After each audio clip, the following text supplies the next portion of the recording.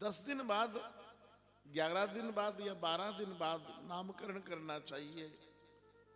12 दिन बाद आकर शुक्र कुल गुरु भगवान ने इस बालक का नामकरण किया और 2 नाम रखे गए। इस बालक का पहला नाम रखा गया विष्णु रात। विष्णु रात इसलिए रखा गया कि 3 तरह की रात्रि होती है। एक होती अहोरात्रि, दिन और रात जो लगभग 12 घंटे के होते हैं। दूसरी होती ध्रुव रात्रि, जो दक्षिण और ध्रुवों पर होती, साउथ और नॉर्थ पोल पर।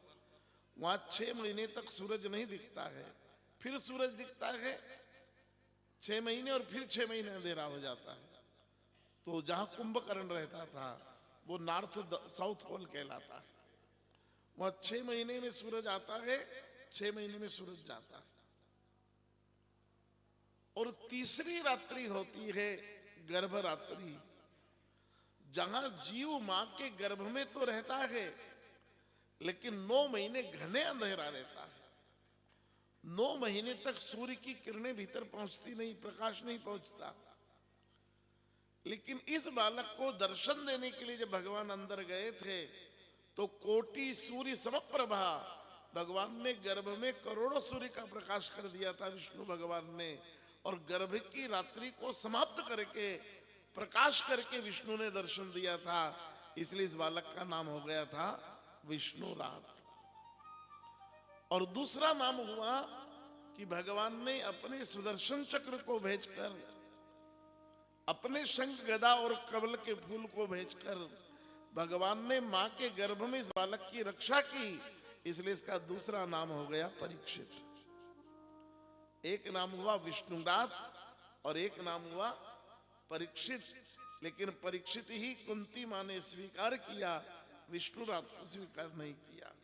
उन्होंने कहा मेरे बेटे की भगवान ने रक्षा की है, मेरी भी भगवान ने रक्षा की है, मेरे सारे परिवार की भगवान ने रक्षा की है, इसलिए मैं अपने पोते का नाम परीक्षित ही रखूंगी।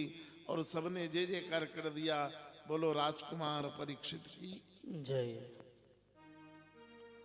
और यही परीक्षित जब बड़े होते हैं तो युधिष्ठिर की जगह इन्हीं को राजा बनाया जाता है। युधिष्ठिर जी स्वर्ग चले गए हिमालय के माध्यम से और अब परीक्षित राजा हो गए। परीक्षित एक दिन जंगलों से लौट रहे थे कि रास्ते में देखा उन्होंने कि एक नकली राजा एक राजदंड हाथ में लेकर एक गाय और बैल की बहुत जमकर पिटाई कर रहा है। उस गाय की आंख से भी आंसू गिर रहे हैं और वो बैल भी रो रहा है और ये नकली राजा मार रहा है। जैसे ही परीक्षित जी आए, उन्होंने गाय को पूछा कि हे गाय, ये नकली राजा तुझे क्यों मार रहा है? गाय कुछ नहीं बोली।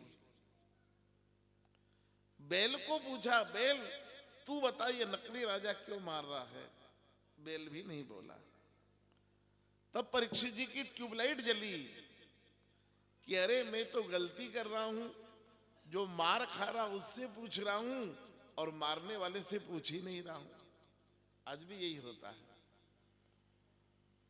पुलिस में जो रिपोर्ट लिखाने जाएगा पहले पुलिस उसकी 12 बजा के रख देती है, फिर अपराधी को पकड़े ना पकड़े बात का विषय है, लेकिन उससे इतने जवाब सवाल हो जाते हैं कि वही घबरा जाता है। तो परीक्षित को लगा कि जो मार खा रहा उससे मैं क्यों पूछ रहा हूं, जो मार रहा उससे ही पूछता हूं ना। तो परीक्षित निकाली अपनी खड्ग और रख दी नकली राजा के कंठ पे, बता तू गाय और बैल को क्यों मार रहा है? वो नकली राजा बहुत चतुर था, वो समझ गया कि ये राजा मार डालेंगे अपने को। तो नकली राजा ने अपना राजदंड फेंक दिया और परीक्षित के चरण पकड़ लिए और चरण पकड़कर कहने लगा त्राहिमाम त्राहिमाम त्राहिमाम शरणागतम शरणागतम शरणागतम। मैं आपकी शरण हूं, मैं आपकी शरण हूं, मुझे प्राण दान दीजिए। परीक्षित जी ने खड्ग को फिर म्यान में रख ली और कहा कि जो सभीत आवा शरणाई राखे ताही प्राण की। जो हमारी शरणागत आ जाता है उसकी तो हम रक्षा प्राणों से बढ़कर करते हैं। ए नकली राजा, तू मेरी शरण में आ गया ना? बोले हाँ। तो बताओ तुम कौन हो? नकली राजा ने कहा, महाराज अब मुझे मृत्यु दंड तो नहीं दोगे? बोले नहीं देंगे, अब तो तुम हमारी शरण में हो। तो महाराज मैं बता देता हूं कि मैं कोई नकली राजा नहीं हूं, मैं तो स्वयं कलयुग हूं। कलयुग! इतना सुनते ही महाराज चौंक गए कि आप तो महाकाल का 10वां हिस्सा हो, क्योंकि कलयुग से दुगने होते हैं द्वापर, द्वापर से कलयुग से दुगने द्वापर, कलयुग से तिगने होते हैं त्रेता, और कलयुग से 4 गुना होते हैं सतयुग। तो 4 गुने सतयुग, 3 गुने त्रेता युग 7 हो गए, 2 गुने द्वापर 9 हो गए, और 1 कलयुग, ऐसे 10। तो कुल कालखंड का दशांश जो होता है वो कलयुग होता है। कुल कालखंड जो महाकाल है, उस महाकाल का 10वां हिस्सा कलयुग कहलाता है। इसलिए परीक्षित ने हाथ जोड़ लिए कि महाराज आप तो महाकाल के अंश हैं, आप हमसे कैसे हार गए? हमने तलवार उठाई, आपने हमारे चरण कैसे पकड़ लिए? तब कलयुग ने बहुत प्यारा उत्तर दिया। कलयुग कहते हैं कि राजन, हम कभी किसी से नहीं हारते, ना आज तक हारे हैं। ना सतयुग में, ना त्रेता में, ना द्वापर में, ना कलयुग में मुझे कोई हरा पाया है। आज पहली बार तुमसे हारा हूं। बोले क्यों? बोले जो तुमने तलवार उठाई थी मुझ पर, वो गाय और बैल की रक्षा के लिए उठाई थी, और जो गाय और बैल की रक्षा करता है या गौ माता की सेवा करता है, उससे मैं कलयुग हार जाता हूं, उससे कभी नहीं जीत पाता। कलयुग को हराने का एकमात्र साधन भागवत में बताया, गौ माता की सेवा। जो गौ माता की सेवा करेगा वही कलयुग को हरा पाएगा। जो गौ माता से दूर चला जाएगा उससे कलयुग कभी हारने वाला। कलयुग से बचना हो तो गौ माता की सेवा करो। कलयुग को कहा कि तुम हार गए हो तो जाओ मेरे राज्य से बाहर निकल जाओ।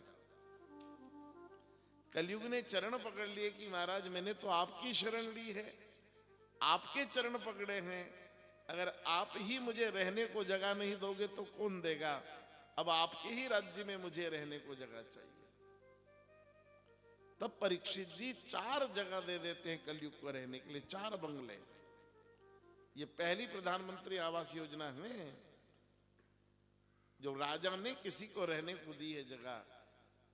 कहां दी? 4 जगह। पहली रहने को दी कि आप द्रुत क्रीड़ा, जहां जुआ खेला जाता वहां रह सकते हो। दूसरा मद्यपान, जहां शराब पी जाती हो वहां तुम रह सकते हो। तीसरा हिंसा, जहां झगड़ा होता हो वहां तुम रह सकते हो। और चौथा, जहां चरित्रहीनता हो वहां तुम्हारा निवास